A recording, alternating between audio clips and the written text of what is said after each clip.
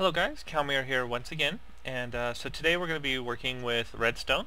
However, while I'm setting this up, I just kind of wanted to mention, as many of you are probably already aware, I have been accepted to receive partnership from YouTube, and while that's great, unfortunately it came with quite a bit of extra bonuses that I wasn't aware of. For example, on my YouTube channel, I can have a banner going across the top and also one across the side. And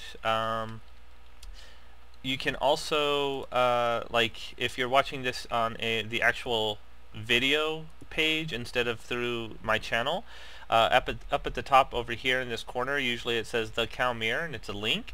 I can actually have a banner there as well. Unfortunately, however, I'm not really experienced with graphic design.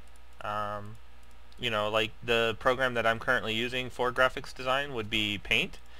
If that's any indication as to how much I don't do graphic design. So if there's anyone out there that does do graphic design, if you have a spare moment on your hand and you'd like to help out, I've gone ahead and set up an email, TheKalmier at TheKalmier@yahoo.com.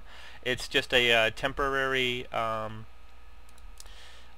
email account for this situation. Also, people were suggesting I make an intro, and while I could make an intro, I do have a little experience with video editing. If someone wants to maybe try something out like that as well, you can send that to TheKalmier@yahoo.com as well.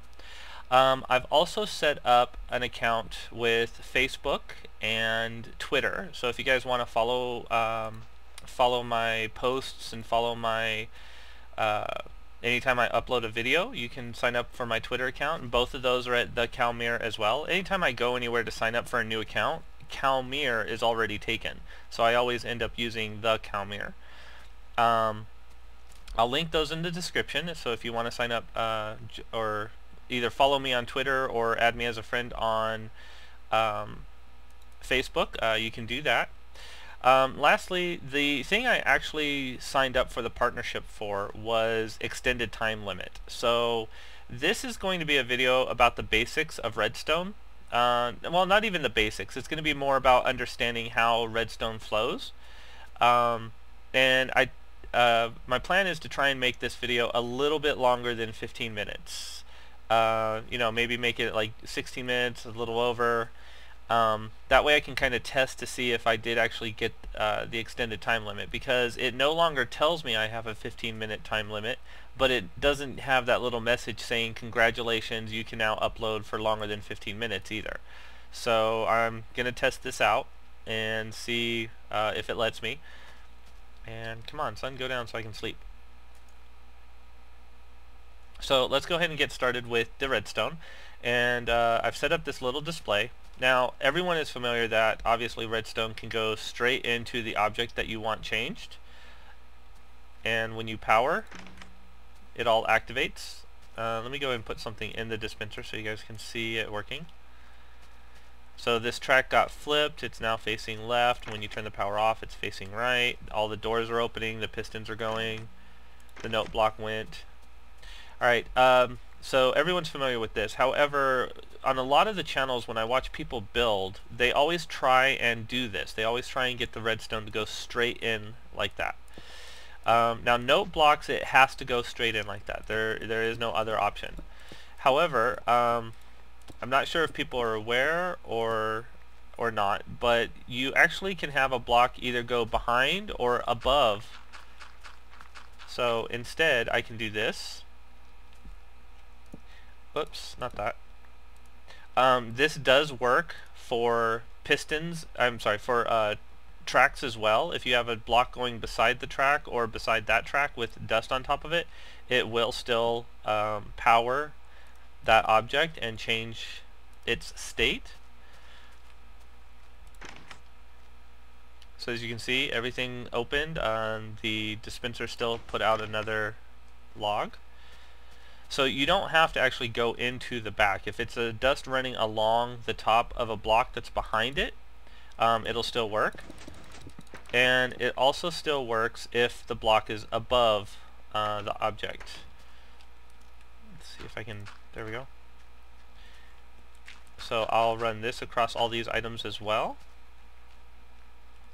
And it does work across the door, it's just obviously a little harder to set up. Let me try it out real quick. Okay, so the door is going that way.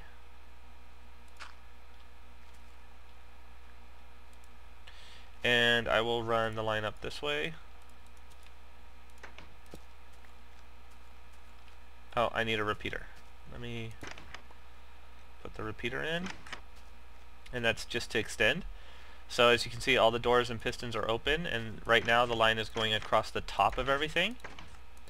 So when you're building, keep in mind that the power doesn't have to run directly into the block that you're trying to activate. You can actually have it run along the back or along the top of, it has to be on top of a block, but the block itself that's powered can be either above or beside the block that you're actually trying to activate. And just to show, this can actually work with tracks as well.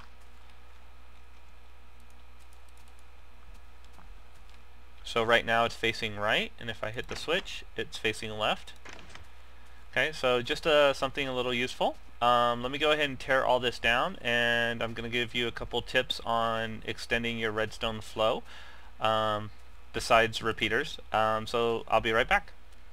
Alright guys, I'm back, and before I go into the line itself, I wanted to show you something I forgot to mention is, whoops, not that one, that one. So based off of the previous part that I was talking about, you may see this a lot, and what this does is this dust is on top of this block, so it's charging that block, which means this piston opens, and it's running directly into that piston. And so that's why you would see that a lot. So if you have two items on top of each other that you want to charge, you can simply just have the line go up to the second one and it'll still charge it. Alright, so the next part I want to talk about is repeaters. And I've actually got this bad habit myself, and I try and remember to break it, but obviously it doesn't always work. A lot of people, whenever they want to extend a line, they do that.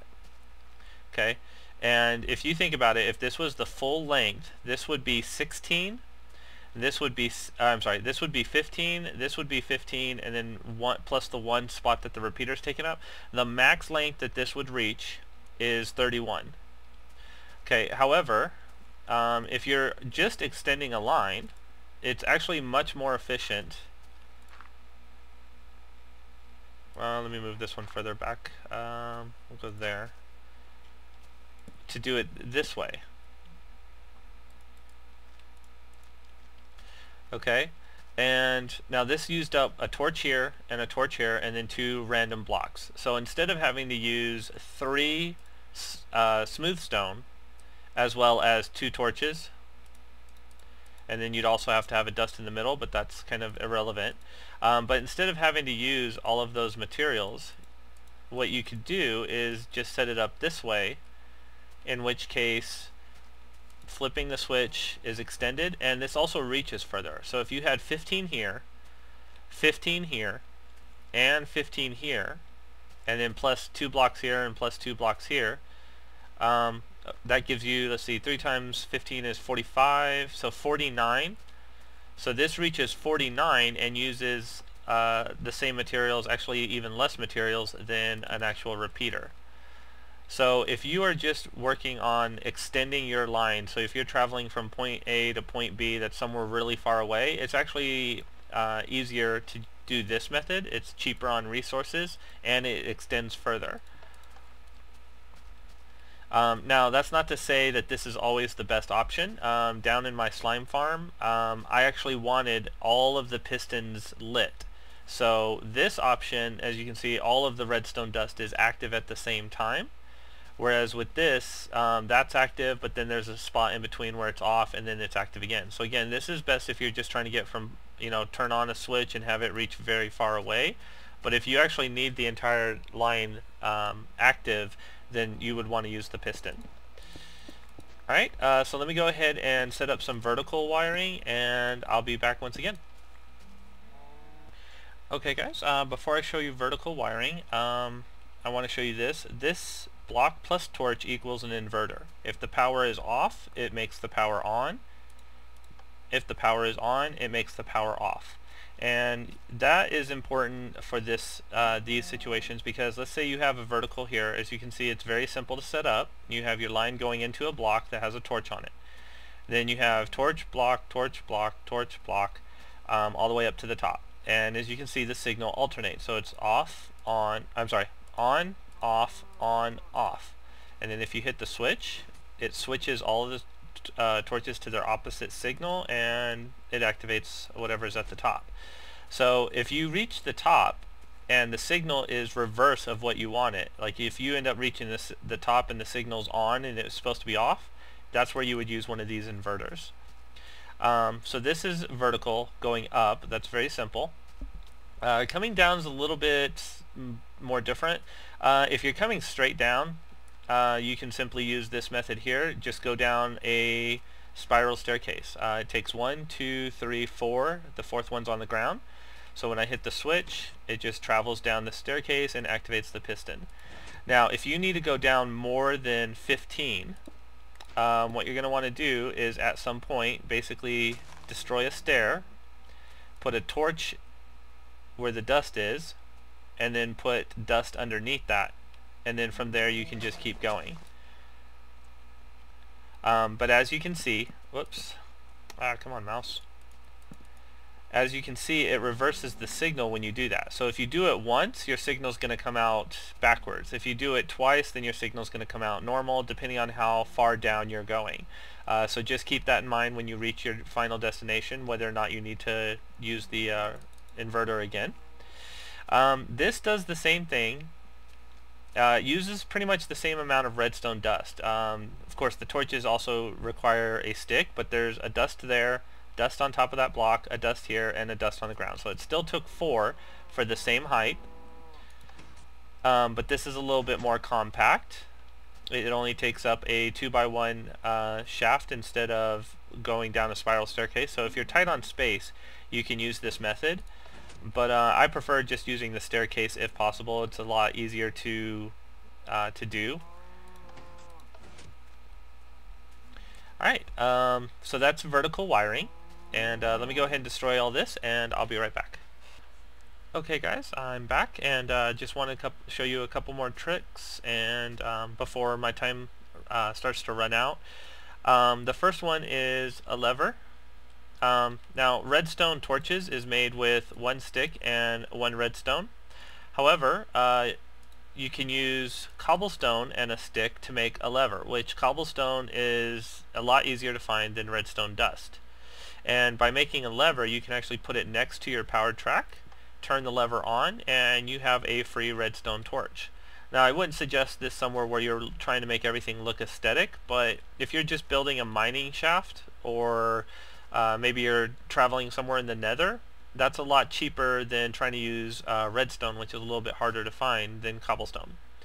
Last thing I want to show you for this video is the way that blocks work. It will charge anything that is next to the block. So for example, if you have a piston there, so it's going to charge the piston through the block, but it won't charge additional redstone through the block. If you actually want the redstone to go through a block or a wall or anything like that, you would actually have to use a repeater, and it will send the signal through.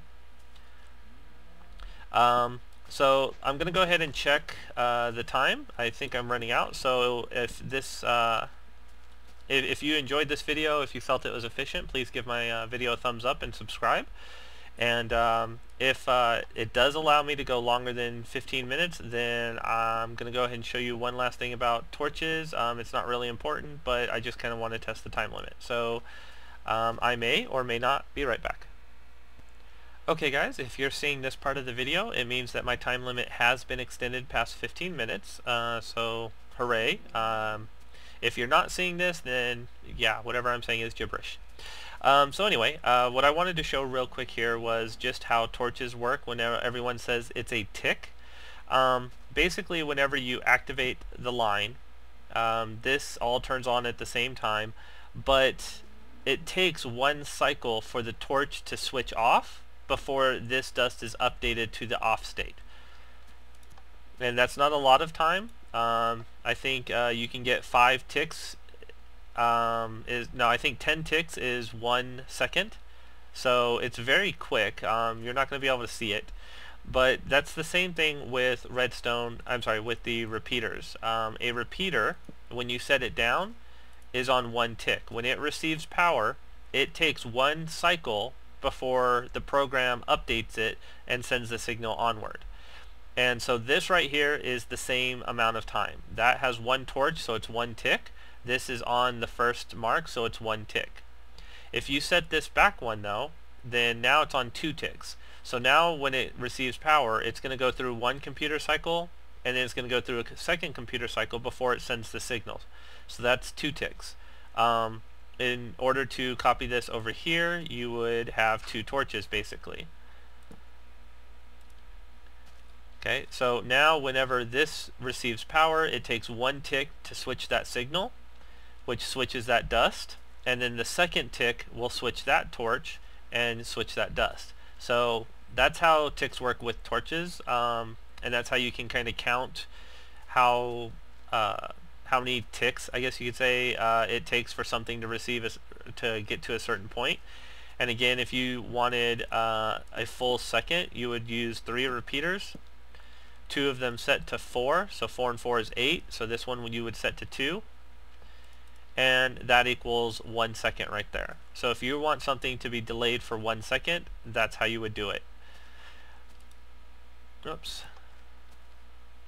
Alright, so again, hopefully this extended portion of the video was included, and my time limit's over 15 minutes now. And again, if you enjoyed these videos, please subscribe and give my videos a thumbs up. Thanks again.